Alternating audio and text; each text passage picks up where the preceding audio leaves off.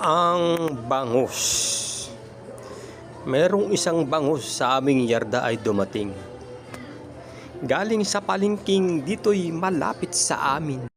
Patak-patak naming pera, dito'y pinambili.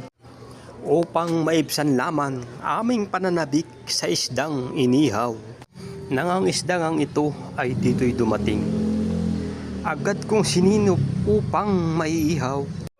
At sa sigangang dito'y kanina pa naglalatang.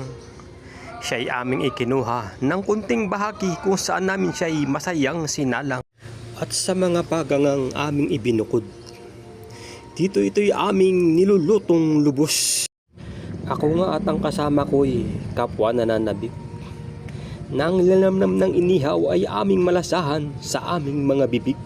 At nang ito nga'y mailapag sa aming munting hapag, ang isang munting salo-salo ay dito'y naganap. Sabay na rin nun ang pasasalamat sa biyaya ng buhay na aming nakamit.